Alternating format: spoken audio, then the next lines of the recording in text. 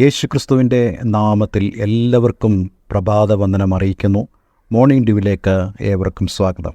കഴിഞ്ഞ ദിവസം നമുക്ക് യേശുവിനോടുകൂടെ നടക്കുക എന്നുള്ള വിഷയത്തെക്കുറിച്ച് ചിന്തിക്കുവാൻ തക്കവണ്ണം കർത്താവ് നമ്മെ സഹായിച്ചു. ഇന്ന് നമ്മൾ ദൈവത്തോടുകൂടി നടന്നതായ ഒരു പഴയ നിയമ ഭക്തനെക്കുറിച്ച് ധ്യാനിക്കുവാൻ കർത്താവ് നമ്മെ സഹായിക്കട്ടെ. ഉൽപ്പത്തി പുസ്തകം 5-ാം അധ്യായം 24-ാം വാക്യം വായിക്കുമ്പോൾ നമ്മൾ ഇപ്രകാരം കാണുന്നു: ഹാനോക്ക് ദൈവത്തോടുകൂടെ നടന്നു, ദൈവം അവനെ എടുത്തുകൊണ്ടതിനാൽ കാണാതെയായി. ദൈവത്തോടുകൂടെ ഒരുവന് നടക്കുവാൻ സാധിക്കുമോ എന്നുള്ള ചോദ്യത്തിന് വളരെ വ്യക്തമായ മറുപടിയാണ് നമുക്ക് ഉൽപ്പത്തി പുസ്തകം 5-ാം അധ്യായം 24-ാം വാക്യത്തിൽ ഹാനോക്കിൻ്റെ ജീവിതത്തിലൂടെ പഠിക്കുന്നത്. ഹാനോക്കിൻ്റെ പിതാവിന് ഏതാണ്ട് 900-ൽ-അധികം ആയുസ് ഉണ്ടായിരുന്ന ഒരു മനുഷ്യനാണ്. 9 നൂറ്റാണ്ടോളം അദ്ദേഹം ജീവിച്ചു. ഈ പിതാവ് ജീവിക്കുമ്പോൾ തന്നെ ഈ പിതാവിൻ്റെ 162-ാമത്തെ വയസ്സിലാണ് ഹാനോക്ക് ജനിച്ചത്. ഹാനോക്കിനെ ജനിപ്പിച്ച ശേഷം തൻ്റെ പിതാവ് 800 സംവത്സരം ജീവിച്ചിരുന്നു എന്നും പുത്രന്മാരെയും പുത്രിമാരെയും ജനിപ്പിച്ചു എന്നും നമുക്ക് കാണാൻ കഴിയുന്നുണ്ട്. ഹാനോക്കിന് 65 വയസ്സായപ്പോൾ അവൻ മെതുശലഹിനെ ജനിപ്പിച്ചു. മെതുശലഹിനെ ജനിപ്പിച്ച ശേഷം ഹാനോക്ക് 300 സംവത്സരം ദൈവത്തോടുകൂടെ നടക്കുകയും പുത്രന്മാരെയും പുത്രിമാരെയും ജനിപ്പിക്കുകയും ചെയ്തു. അങ്ങനെ 365 സംവത്സരം ഈ ഹാനോക്ക് ജീവിച്ചിരുന്നു. ഈ 365 വർഷവും ഹാനോക്ക് ദൈവത്തോടുകൂടെ നടന്നു.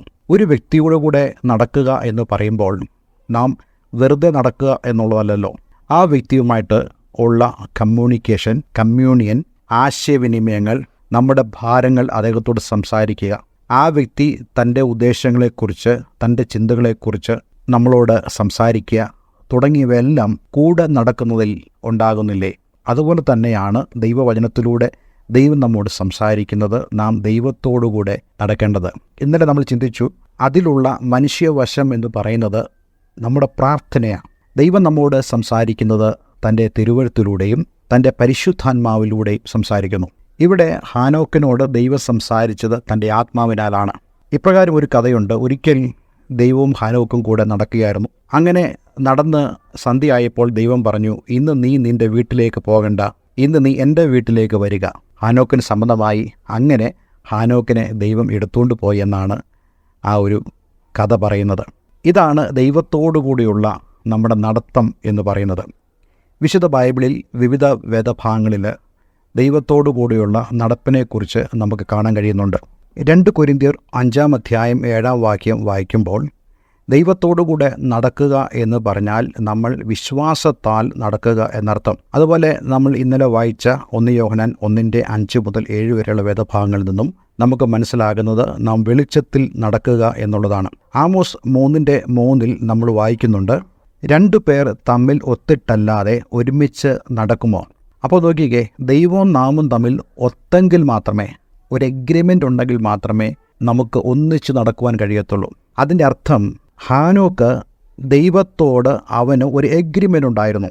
ആ എഗ്രിമെൻറ്റിൽ അവർ ഒരുമിച്ച് നടന്നു എന്ന് പറയുന്ന പോലെയാണ് നമ്മുടെ ജീവിതവും.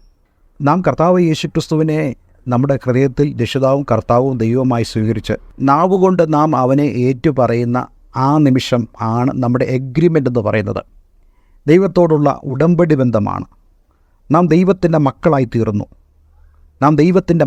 തീരുന്നു. അതുപോലെ തന്നെ ദൈവം നമ്മുടെ പിതാവും.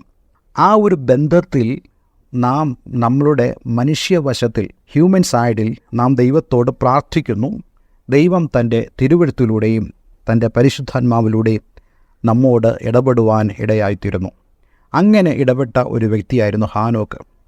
പലരും പറയാറുണ്ട്, ഹാനോക്കിന് കുഴപ്പം, വലിയ ജോലിയൊന്നുമില്ലല്ലോ, വലിയ ചുറ്റുപാടൊന്നുമില്ലല്ലോ.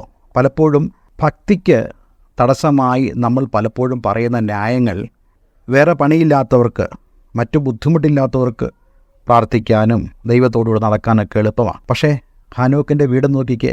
ഞാൻ പലപ്പോഴും പ്രസംഗിക്കുമ്പോൾ പറയാറുണ്ട്, ഹാനോക്കിൻ്റെ വീട്ടിൽ പണ്ടത്തെ ഒരു ഹൈസ്കൂളിൽ ഉള്ളതിനേക്കാളും കുട്ടികളുണ്ടായിരുന്നു. 2000-ൽ പരം കുട്ടികളുണ്ടായിരുന്നു. ഹാനോക്കിൻ്റെ പിതാവ് യാരദ് 900-ൽ-അധികം വർഷങ്ങൾ ജീവിച്ച മനുഷ്യനാണ്. ഹാനോക്കിന് അത്ര ആയുസ്സിലായിരുന്നു. ഹാനോക്കിന് 300 വർഷത്തോളമായിരുന്നു ഹാനോക്കിൻ്റെ ആയുസ് എന്ന് പറയുന്നത്. ഏതാണ്ട് 3 നൂറ്റാണ്ട് ഹാനോക്ക് ജീവിച്ചു. ഹാനോക്കിൻ്റെ മകൻ മെതുശലേഹ് ഏറ്റവും അധികം പ്രായമുള്ള വ്യക്തിയായിരുന്നുവെന്ന് നമുക്കറിയാം. മെഥൂശലഹ് ജനിക്കുമ്പോൾ അവൻ മരിച്ചു കഴിയുമ്പോൾ അത് സംഭവിക്കും എന്ന് പറഞ്ഞാണ് മെഥൂശലഹ് എന്ന പേരിട്ടത്. അതായത് ഒരു ന്യായവിധി വരുന്നുണ്ടെന്ന് ഹാനോക്ക് മുൻകൂട്ടി അറിഞ്ഞു. പലരും ചിന്തിക്കുന്നത് അതുകൊണ്ട് തന്നെ ആയിരിക്കാം, ആ ന്യായവിധിയെക്കുറിച്ചുള്ള ആ വലിയ ബോധം ഉള്ളതുകൊണ്ടായിരിക്കാം ഹാനോക്ക് ദൈവത്തോടുകൂടി നടക്കുവാൻ അത്രമാത്രം ആവശ്യബോധമുള്ളവനായി തീർന്നത്. മെഥൂശലഹിന്റെ മരണശേഷമാണ് ഈ ജലപ്രളയം ഉണ്ടാകുന്നത്. യൂദ ഹാനോക്കിനെ കുറിച്ച് പറയുന്നുണ്ട്, ഹാനോക്ക് ഒരു പ്രവാചകനായിരുന്നു. അപ്പം ദൈവം തൻ്റെ പ്രിയദാസനിലൂടെ അന്നത്തെ ലോകത്തോട് സംസാരിച്ചിരുന്നു. ദൈവത്തോടുകൂടി നടക്കുന്നവനിലൂടെ ദൈവം സംസാരിക്കും. ദൈവം തൻ്റെ ആശയങ്ങൾ, ദൈവം തൻ്റെ വെളിപ്പാടുകൾ ഒക്കെ അറിയിക്കുന്നത് ദൈവത്തോടുകൂടെ നടക്കുന്നവരിൽ കൂടെയാണ്. അതോടെ തന്നെ കേൾക്കുന്ന പ്രിയമുള്ളവരെ, ഹാനോക്കിനെ പോലെ നമുക്കും ദൈവത്തോടുകൂടെ നടക്കാം. അതെ, ദൈവം നമ്മളിലൂടെ ദേശത്തോട് സംസാരിക്കട്ടെ, കുടുംബങ്ങളോട് സംസാരിക്കട്ടെ, നമ്മെ ദൈവം ഒരു അനുഗ്രഹമാക്കി മാറ്റട്ടെ. ഇന്ന് ഈ വചനത്തിനുപാകെ നമുക്ക് നമ്മെ തന്നെ താഴ്ത്തി ദൈവസ്ഥലിൽ പ്രാർത്ഥിക്കുവാൻ കർത്താവ് സഹായിക്കട്ടെ. അതേ ഹാനോക്കിനെ പോലെ നിങ്ങൾക്കും ദൈവത്തോടുകൂടെ നടക്കുവാൻ കഴിയും. നിങ്ങളുടെ ആവശ്യങ്ങൾ, നിങ്ങളുടെ ചിന്തകൾ, നിങ്ങളുടെ പ്രശ്നങ്ങൾ, നിങ്ങളുടെ മുമ്പാകെ വരുന്നതായ കാര്യങ്ങൾ ഒക്കെ നിങ്ങൾക്ക് ദൈവത്തോട് സംസാരിക്കാം. അതുപോലെ തന്നെ ദൈവം തൻ്റെ തിരുവെഴുത്തിലൂടെയും പരിശുദ്ധാത്മാവിലൂടെയും ദൈവം നമ്മോട് സംസാരിക്കും. സ്വർഗീയപിതാവെ, കേൾപ്പിക്കപ്പെട്ട ഈ വചനത്തിനായി സ്തോത്രം. ഹാനോക്കിനെ പോലെ ദൈവത്തോടുകൂടെ നടക്കുവാൻ ഞങ്ങളെ സഹായിക്കണം. കർത്താവെ, തിരുമുഖത്തേക്ക് നോക്കുവാൻ, നിന്റെ സാന്നിധ്യത്തിൽ ജീവിപ്പാൻ ഞങ്ങളേവരെയും സഹായിക്കണം. യേശുവിൻ നാമത്തിൽ തന്നെ.